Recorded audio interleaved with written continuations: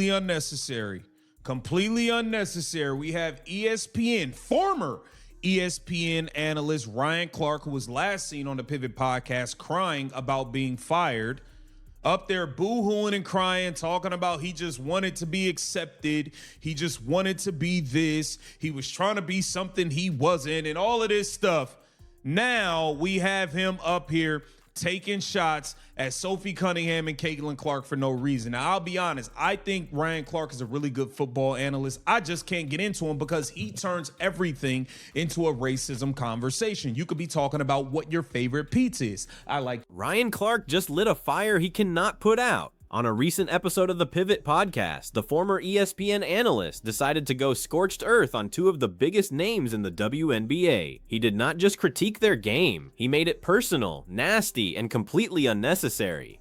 Sophie Cunningham and Caitlin Clark were the targets of a verbal beatdown that has the entire basketball world reeling in shock. This was not a standard sports analysis. It was a targeted character assassination that left fans wondering why a football analyst is so obsessed with tearing down these specific women. The backlash was instantaneous, but the damage was already done. Into him because he turns everything into a racism conversation. You could be talking about what your favorite pizza is. I like cheese pizza. I like pepperoni pizza. Oh, well, you know pepperonis was invented by black people in 1840. Like, bro, every conversation does not need to be a racism conversation. He turns everything into that. Race baiting Hall of Famer alongside Jamel Hill. They are Hall of Fame race baiters, in my opinion. We got to get into what he had to say. Welcome to Keep the Vision. Make sure you like, comment, subscribe, share the channel, hit the bell notification, hype the video. That'd be greatly appreciated. We got to get into what Ryan Clark had to say. There's also a congressman that we have to get into. To understand why this is blowing up, you have to look at where Ryan Clark is coming from lately. Ever since he left the big lights of ESPN, he has been on a crusade to be heard. On his own podcast, he actually broke down in tears, crying about how he just wanted to be accepted and how he felt like he was trying to be something he was not. But now, that vulnerability has turned into pure aggression. He is taking shots at players who are actually out there building the league brand, and his latest comments about Sophie Cunningham have crossed a line that many fans say he can never come back from. The WNBA is a complete clown show. It's a lot going on. We're going to get to it. Now, let's start here. Ryan Clark took to the Pivot podcast. Shout out to the Pivot podcast, okay? And he basically took shots at Caitlin Clark and Sophie Cunningham, and I'm just going to play it, and we're going to break it down. Yeah, I think Kathy Engelbert has to start as the commissioner to look at this thing from a professionalism standpoint when it comes to the WNBA, which in my opinion was started with her and her dealings with the WNBA and their union as they were trying to get some of these deals done. What makes this so nasty is that Sophie Cunningham did not even say anything radical. All she said was that she did not believe men should be playing in women's sports. She gave her opinion and kept it moving. But for Ryan Clark, that was enough to put a target on her back. He ignored the fact that she is a veteran who has put in the work for years. Instead, he chose to belittle her entire career just because he did not like her stance. It is a classic move to discredit the messenger when you cannot handle the message, and it has turned the WNBA discourse into a total minefield. There's a lack of professionalism from Kathy. She's hiding, still have not addressed the Indiana Fever Caitlin Clark fan that was assaulted in Seattle, when we know if it happened in Indiana, there would be major stories everywhere. Kathy's dropped the ball. The players have dropped the ball with the lack of professionalism that we saw all through All-Star Weekend, all through the regular season. I agree with this part. When he get the part that I disagree with, we gonna get into that. The TV contracts, and now you're putting yourself in a position to uplift this league, right? For this league to truly ascend in the eyes of the viewers, in the eyes of the fans, and then every week is some bullcrap. Right? Why is Ryan not taking these same shots at players like Dejanette Carrington? Why is he not calling out Brianna Turner, who has been stirring up drama all season while also struggling with her own stats? Turner has been vocal about the supposed lack of safety for players, yet Ryan has nothing but silence for her. The fact that he only seems to have smoke for the two high-profile white players in the league is not a coincidence to most viewers. It looks like a calculated move to appeal to a certain demographic while alienating a massive portion of the new WNBA fan base. Every day, that's who's on your networks or on your TVs and answering questions and starting back and forth about things that aren't basketball. That's a shot at Sophie Cunningham. That's a shot at Sophie Cunningham when the fact of the matter is all Sophie said was, I don't think men should be playing in women's sports. That's all she said. If we're going to be, let's keep it real on KTV. We have to. Sophie didn't say anything crazy. All she said was, yeah, I don't think men should be playing in women's sports. And she kept it moving. Everybody else has been talking about it nonstop. They asked her about it. She said, I said what I said, and she kept it moving. That's it. You trying to take shots at her, oh, she don't even average 10 points a game. The situation is getting so bad that it has reached the halls of Congress. A group of 11 lawmakers recently signed a letter to WNBA Commissioner Cathy Engelberg, demanding accountability for the workplace environment. They are specifically worried about how Caitlin Clark has been targeted on the court with physical attacks that go unpunished. When a player is getting punched in the neck and no foul is called, it stops being a game and starts being a liability. The government is now stepping in because the league office has proven it cannot or will not protect its most valuable assets. Are you taking shots? You ain't take shots at Dejanay Carrington. You're not taking shots at Dejanay Carrington. You ain't take shots at Brianna Turner, who's a career-long bum in the WNBA. Bree Turner, who's talking about, oh, there was a female assaulted with the Indiana Fever. Nope, nothing ever came out, blah, blah, blah. They told the players to be quiet. You ain't said nothing about Brianna Turner, who been stirring up stuff, who don't average 10 points a game. Is it because she's black? I'm pretty sure that's why, Ryan Clark. I'm pretty sure that's why. The only two people that you are going to slight in this whole thing outside of Cathy Engelberg is facing a massive amount of pressure to resign as the league descends into what many are calling a clown show. She has been accused of dropping the ball on professionalism from the very start. From her dealings with the players' union to her silence on fan violence, her leadership is being questioned by everyone from athletes to politicians. There was even a reported incident in Seattle where an Indiana Fever fan was assaulted, and the league basically swept it under the rug. If that happened in any other professional sport, it would be a lead story for weeks.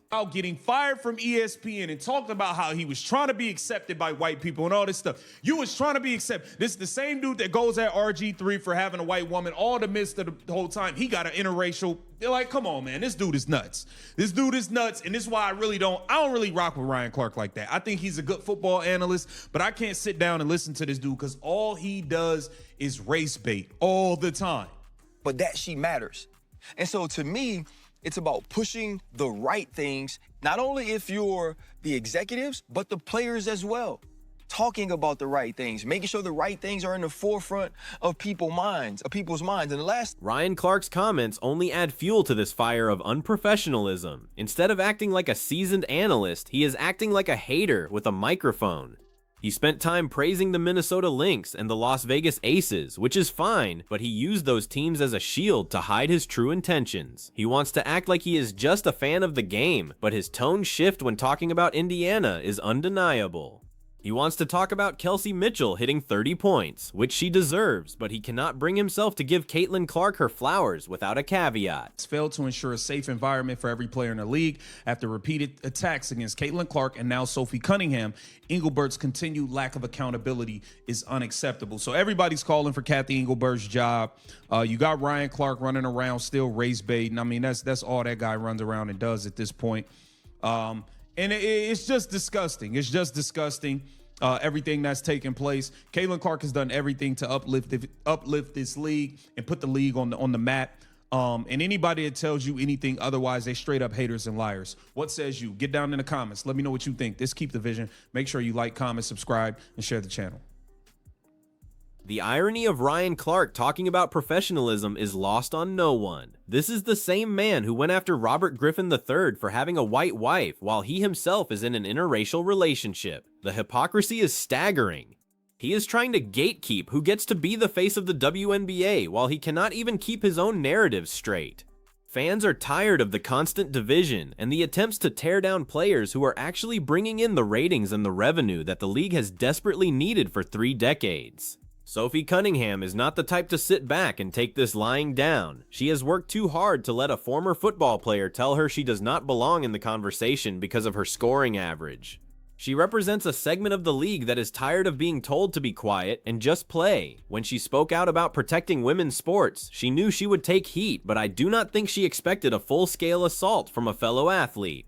The level of disrespect shown toward her is a reflection of a much larger problem within the sports media landscape. The WNBA is at a crossroads right now. It has more eyes on it than ever before, but the internal politics are threatening to burn it all down. You have veterans who are jealous of the attention the rookies are getting, and you have analysts like Ryan Clark who are fanning the flames of resentment. Instead of celebrating the growth, they are trying to pick apart the people responsible for it. Caitlin Clark has done more for the visibility of this league in one season than most analysts have done in their entire careers, yet she is the one being told she needs to get better. It is also worth noting that Ryan Clark's obsession with race in sports has become his entire brand. It is exhausting for fans who just want to watch basketball. When you have a congressman posting about how the commissioner has failed to ensure a safe environment for players like Sophie and Caitlin, you know the situation has peaked. The fact that a federal letter had to be sent just to get the league to acknowledge the repeated attacks on their players is insane. It shows a complete lack of leadership at the top and a toxic culture that starts with the media. Ryan Clark wants to talk about how the league needs to ascend in the eyes of the viewers, but he is the one dragging it back down into the mud. You cannot grow a sport by attacking its most popular figures. Every time he opens his mouth to take a shot at Sophie's stats or Caitlin's skills, he is proving that he is more interested in being a provocateur than a professional. He claims he wants the league to be taken seriously, but he treats the players like they are characters in a drama series rather than professional athletes deserving of basic respect. The fallout from this interview is only beginning. Sophie Cunningham's fury is justified because she is being singled out for an opinion that many people share, but few have the guts to say out loud. By attacking her, Ryan Clark is trying to send a message to any other player who might want to speak their mind. He is trying to enforce a code of silence where only certain voices are allowed to be heard. But with the power of social media and the massive influx of new fans, that old way of doing things is quickly becoming obsolete. Caitlin Clark has handled the pressure with incredible grace, but she should not have to deal with this level of nonsense from veteran analysts. She is out there every night taking hard fouls, dealing with double teams, and carrying the weight of an entire league on her shoulders. To have someone like Ryan Clark sit in a comfortable studio and tell her she needs to get better while he ignores the blatant targeting she faces is a slap in the face. It is a narrative designed to keep her humble, but it is actually just showing the world how biased the coverage has become. The WNBA commissioner, Cathy Engelberg, is now in the hot seat more than ever. The calls for her to be fired are growing louder every day. People are tired of the excuses. They are tired of the lack of accountability. They want a league that protects its players, and an environment where athletes can compete without being physically or verbally assaulted by their peers and the media. Ryan Clark is just a symptom of the disease that has infected the league leadership. If things do not change soon, the momentum the WNBA has built could vanish just as quickly as it arrived. The expansion of the league, with teams like the Golden State Valkyries coming in, should be the main story. We should be talking about the incredible play of Gabby Williams or the dominance of Aja Wilson. But instead, we are stuck talking about Ryan Clark's nasty attacks because he refuses to let the focus stay on the court. He would rather stir up controversy and play the race card than actually break down a pick and roll. It is a disservice to the players who are actually putting in the work and the fans who are paying for tickets. The targeting of Caitlin Clark is not just a sports story anymore. It is a workplace safety issue. When you have multiple members of Congress demanding answers, you know the line has been crossed. The physical attacks on the court are being mirrored by the verbal attacks in the media, creating a hostile environment for the league's biggest stars. Ryan Clark is contributing to that hostility by making it personal and bringing up race where it does not belong.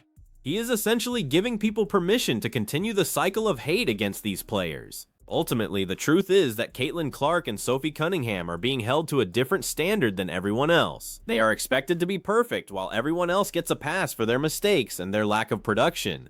Ryan Clark's comments have exposed the deep-seated bias that still exists in sports media. He can try to hide behind his PhD in hitting 30 points, or his praise for other players, but the fans see right through it. They know a hater when they hear one, and right now, Ryan Clark is the loudest one in the room. At the end of the day, the WNBA will survive this drama, but the reputation of people like Ryan Clark and Kathy Engelberg might not. The fans are smarter than the analysts give them credit for. They see the double standards, they see the targeting, and they see the lack of leadership.